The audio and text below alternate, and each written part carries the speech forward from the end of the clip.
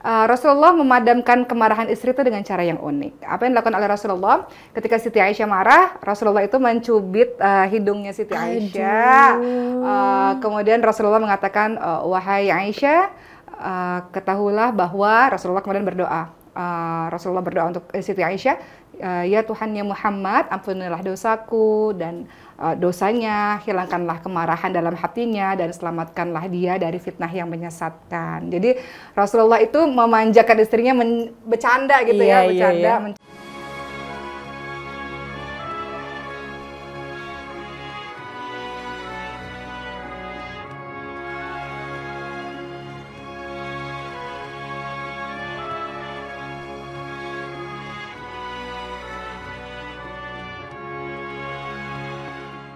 Dia tuh yang rajin, tiap malam dia yang chargein handphone aku, dia yang chargein baterainya, iya gitu. Terus kalau dia mau keluar kota yang lucu, dia nyiapin power bank buat aku nih. Lucu. Dia keluar kota misalnya 1 minggu, berarti power bank.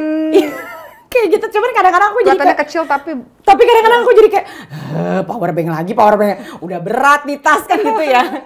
Nah kalau dia mau pergi keluar kota nih, ya misalkan dia mau pergi 1 minggu nih, dia tahu tuh nih power bank yang buat di tempat tidur ada 2, ini yang tahan 3 hari, yang ini 2 hari, yang ini buat dibawa di tas gitu. Kayak gitu. Nggak mau putus komunikasi, karena buat dia pantang banget kayak, iya bateraiku habis. Nah itu dia kayak yang hebat. Itu keren tuh, Masya Allah. Baik, berikutnya kita lanjut lagi ya ke romantisan Rasulullah SAW dengan istrinya.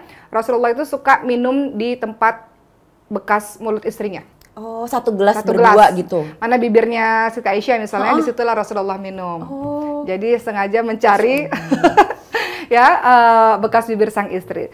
Kita lihat dulu dalam sebuah hadis disebutkan bahwa terkadang Rasulullah SAW diberikan atau disuguhkan air kepada Rasulullah. Kemudian kata Siti Aisyah, aku minum dari wadah itu sedangkan aku dalam keadaan haid. Atau sebaliknya Rasulullah juga minum dari bekas bibir istrinya. Rasulullah SAW itu senantiasa meletakkan bibirnya di bekas bibir Siti Aisyah. Juga kalau makan sesuatu yang ada tulang belulangnya gitu ya, juga Rasulullah memakan bekas makanan istrinya. Oke, itu contoh dari Rasulullah. Kita lihat lagi apalagi dilakukan oleh Rasulullah, mengusap air mata istri. Itu kan keromantisan juga ya teman-teman sekalian. Kita lihat suatu ketika ada istri Rasulullah namanya Sofia sedang berada dalam perjalanan, dan sedangkan hari itu memang hari bagiannya Sofia. Jadi Rasulullah suka melakukan perjalanan dibagi-bagi istrinya, hari ini istri yang ini, hari ini istri yang ini. Tapi pada saat itu untanya Sofia ini berjalan sangat lambat sekali sehingga tertinggal dari rombongan, dan kemudian Sofia menangis, dan kemudian Rasulullah SAW pun mengusap air mata dari Sofia. Gimana teh? Penasaran? Aku sih kayaknya nggak pernah diusapin air matanya. Kadang-kadang mungkin nggak, ya alhamdulillah sih, maksudnya belum pernah ada tangisan karena kekesalan atau apa gitu ya. Tapi kalaupun ada juga, biasanya kalau ada percecokan yang aku sampai nangis tuh, dia nggak menghapus sih, tapi kayak ya udah deh, maaf ya, kayak gitu aja. Ya mudah-mudahan ya suami-suami kita menghargai air mata kita, insya Allah. Bener, tapi kita juga jangan kebanyakan nangis. Karena jadi biasa nantinya ya, jadi biasa. Benar. Berikutnya Rasulullah SAW juga senang sekali mengantar istrinya atau membersamai istrinya. Suatu ketika Rasulullah berada dalam Masjid Nabawi, kemudian istrinya ada di dekatnya, kemudian para istrinya pulang. Rasulullah berkata sama salah seorang istrinya namanya Sofia, jangan pulang buru-buru agar aku bisa bersama denganmu. Jadi senantiasa memastikan istrinya ini aman, istrinya ini berada di sisinya terus sampai pulang ke rumah. Gimana teh? Menurut teh kalau ada jenis suami yang seperti itu, yang senantiasa mengantar istrinya? Luar biasa sih, pasti istrinya pasti merasa lebih tenang, lebih nyaman, lebih aman ya, karena kan memang kebanyakan istri kan memang lebih senang untuk didampingi sama suami. Betul, gitu. betul. Tapi ini nggak berlaku juga teh di Amerika. Teh kemarin kan baru balik dari Amerika. Oh gitu. Oke lah tuh para istri-istri, ibu-ibu kan nyetir sendiri. Iya. Nenek-nenek tuh sambil nyetir sendiri, perempuan-perempuan. Terus aku bilang, keren banget sih Bu. Kan kalau di Indonesia kadang-kadang ya kadang nganterin suami, atau misalnya kita pakai angkutan umum, atau kalau ada supir dianterin supir, terus dia bilang di sana, ya kalau hidup di sini ya harus mandiri, semuanya nyetir sendiri. Nyetir sendiri. Gitu. Iya. Kalau di sini justru emang kita lebih senang ditemenin ya. Iya, makanya beruntung lah tinggal di Indonesia. Teteh pernah nggak sih LDR sama suami? Kalau dalam jarak waktu yang terlalu lama sih enggak sih kayaknya. Nggak pernah ya? Belum pernah. Karena memang satu juga dia sebenarnya tuh dia kayak tipe orang rumahan banget gitu. Kalaupun misalnya dia harus pergi kerja yang agak lama pun juga biasanya kalau memang tempat yang memungkinkan Di bawah ya? dibajak seru. gitu. Atau kalau enggak dia extend, aku datang setelah dia selesai dengan pekerjaannya kayak gitu. Yang udah seringnya kayak gitu. Teteh punya teman nggak yang mereka suami istri LDR tapi tetap bisa menjaga keromantisan? Gimana sih caranya kalau teman-teman ada sih, tapi rata-rata memang akhirnya berakhir dengan si istrinya harus mengalah mengikuti suaminya. Banyak banget ada beberapa teman aku yang harus mengikuti suaminya pendidikan, keluar kota atau keluar negeri gitu. Tapi sebelumnya mereka tuh udah kayak lama dulu di sini, udah setahun gitu. Terus udah mulai ngerasa risih dengan hubungan yang jauh gitu karena ngerasa worry juga. Akhirnya memutuskan untuk meninggalkan pekerjaannya dan ikut sama suaminya kayak gitu. Tapi masalah LDR ini juga pernah terjadi sama Nabi kita nih Teh. Oh gitu. Nabi Ibrahim alaihissalam. Pada saat itu Nabi Ibrahim alaihissalam kan punya istri namanya Siti Sarah. Kemudian akhirnya punya istri lagi berikutnya namanya Siti Hajar. Karena atas saran dari Siti Sarah juga karena belum punya anak pada saat itu. Ketika menikah dengan Siti Hajar, qadarullah Siti Sarah namanya kita juga manusia biasa, punya ada rasa cemburu lah. Singkatnya Allah meminta Siti Hajar ini diletakkan di Mekah. Nabi Ibrahim jauh di kota yang sangat jauh. Jadi udah LDR nih. Jadi kalau mau ngaca bagaimana rumah tangga yang LDR itu bisa melihat atau berkaca dari rumah tangga Nabi Ibrahim alaihissalam dengan Siti Hajar. Tapi LDR-nya sukses. Kenapa? Coba lihat anaknya Nabi Ismail alaihissalam. Keturunannya Nabi Ismail alaihissalam itu salah satunya adalah Nabi Muhammad sallallahu alaihi wasallam kan Teh. Dan soleh tentu saja luar biasa. Betul, gimana nih LDR-nya bisa berjalan dengan baik? Karena yang pertama kedua-duanya ini saling mendoakan satu sama lain. Nabi Ibrahim alaihissalam itu ketika meninggalkan istrinya di Mekah itu beliau berdoa agar Allah senantiasa jaga anak dan istrinya itu saling doa. Karena kita tahu ya teman-teman sekalian, doa seorang mukmin kalau tidak diketahui ya doa secara sembunyi-sembunyi itu mustajab. Jadi kalau misalnya oke nih doain Teteh ya Allah semoga Teteh Deswita rumah tangganya baik ya Allah, sakinah mawaddah warahmah, itu mustajab, termasuk doa yang mustajab. Doa dari kejauhan itu untuk saudara sendiri, apalagi untuk suami istri. Jadi ada doa di sana. Kemudian tentu saja baik laki-laki maupun perempuannya, suami maupun istrinya itu menjalankan menjalankan tugasnya dengan baik. Siti Hajar walaupun suaminya sangat jauh, tapi fokus pada tugasnya adalah mendidik atau membimbing anak ini dengan sebaik-baiknya. Nggak ada pikiran lain-lain selain berhusnuzon, prasangka baik terhadap suami dan terhadap Allah. Karena Siti Hajar mengatakan kalau aku ditempatkan di sini, kalau memang ini adalah takdir dari Allah, Allah memang menyuruh aku di sini, Allah pasti nggak akan pernah menyia-nyiakan aku. Jadi selalu husnuzon, prasangka yang baik dan fokus dalam menjalankan tugasnya. Karena memang kalau menurut aku memang segala sesuatu itu memang harus berbaik sangka ya. Yang bikin rusak itu kan kalau kita udah mulai punya suuzon, prasangka buruk tuh pasti yang akan bikin beda kalau suuzonnya ada buktinya. Lihat dengan mata kepala itu beda lain soal. Itu bukan. Tapi kalau baru dengar kemudian kita langsung meledak itu rasanya nggak fair gitu ya. Jadi kalau kita lihat kisahnya Siti Hajar itu luar biasa karena beliau fokus dengan anak.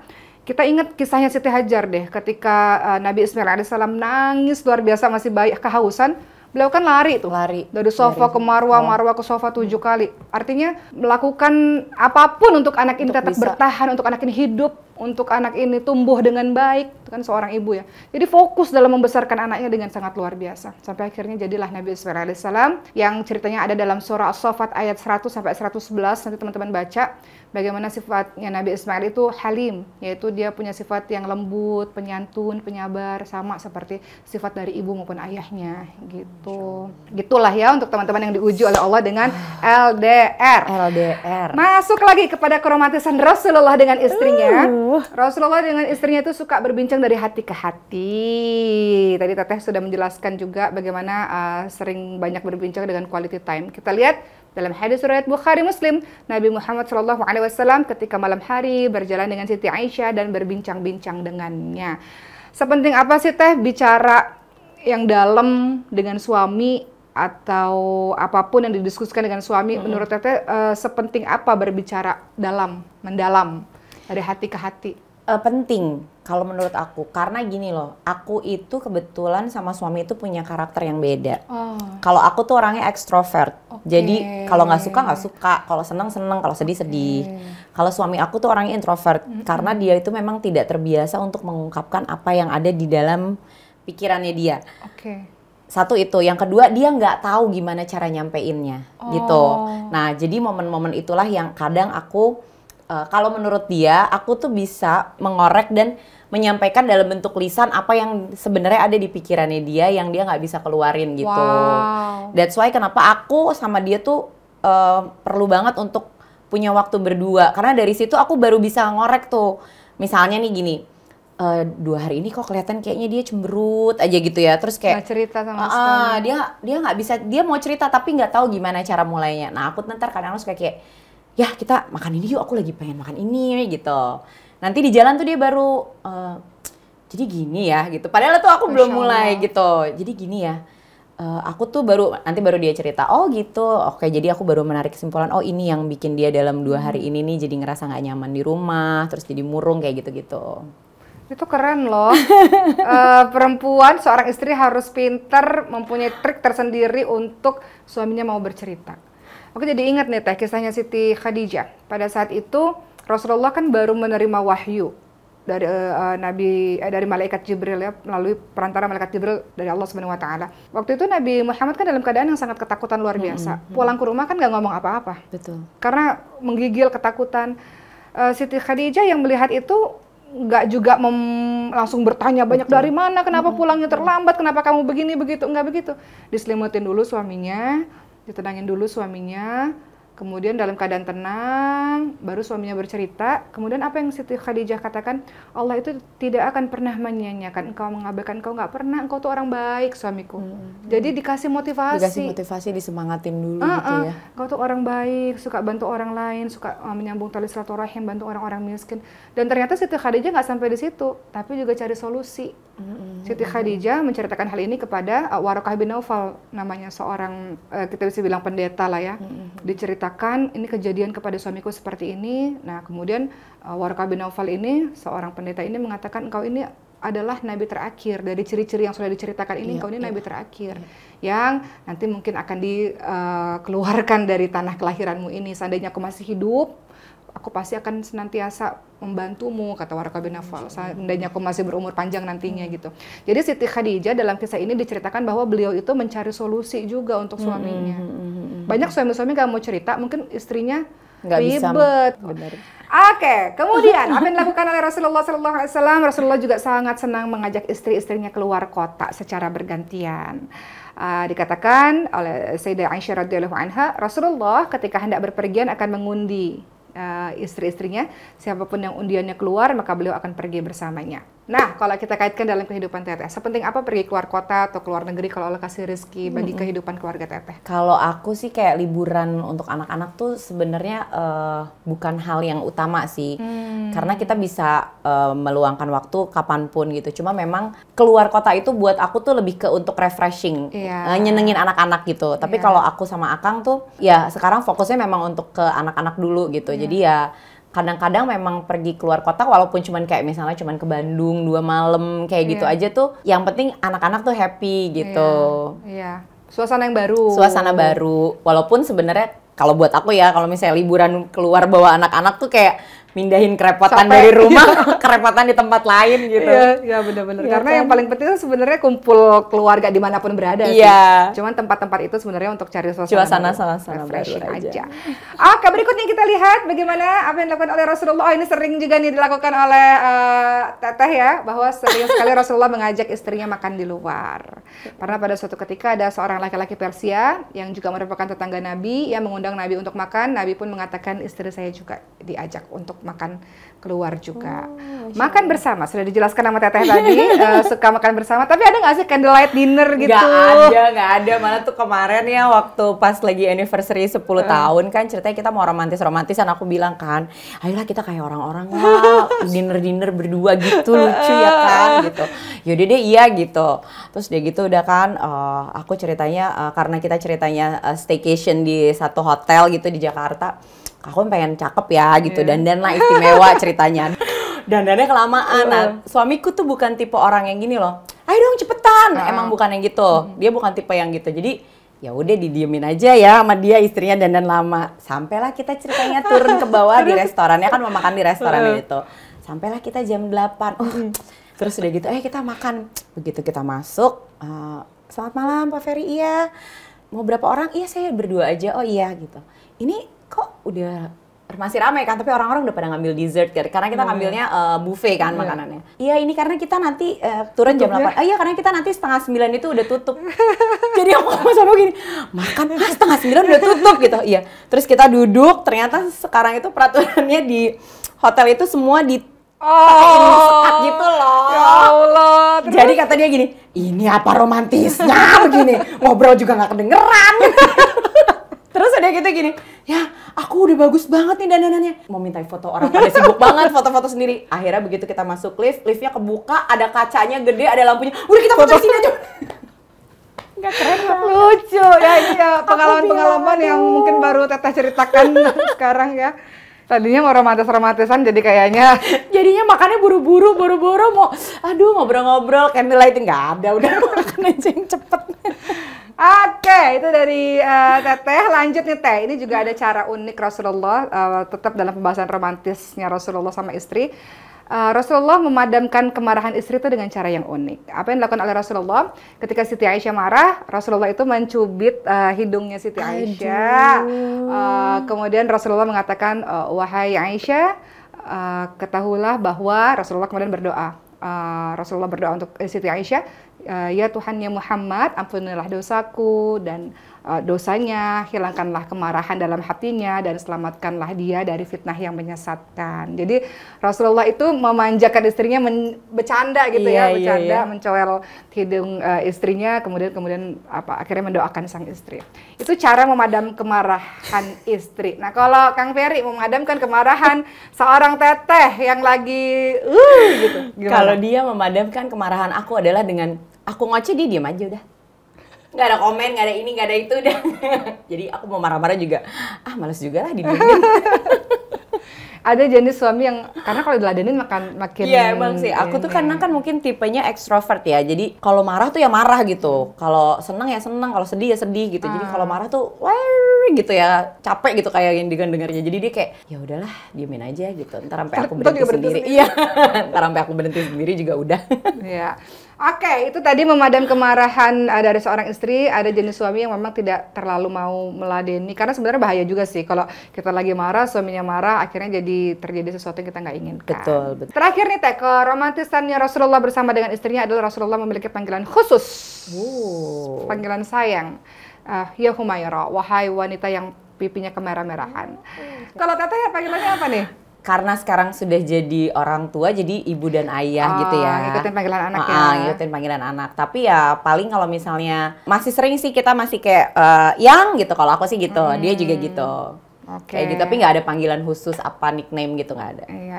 Oke, itu ya beberapa dari keromantisannya Rasulullah bersama dengan istrinya. Sekarang Teh kata-kata dong Teh penyemangat atau mungkin bagi tips untuk teman-teman di sana untuk menjaga keromantisan atau keharmonisan dalam pernikahan. Silakan Teh. Yang paling penting adalah kalau buat aku itu tadi komitmen untuk saling bertahan. Yang namanya bertahan itu nggak bisa cuma satu, tapi harus dua-duanya. Karena kan rumah tangga itu nggak berdiri cuma dengan istrinya atau suaminya aja, tapi suami dan istri gitu.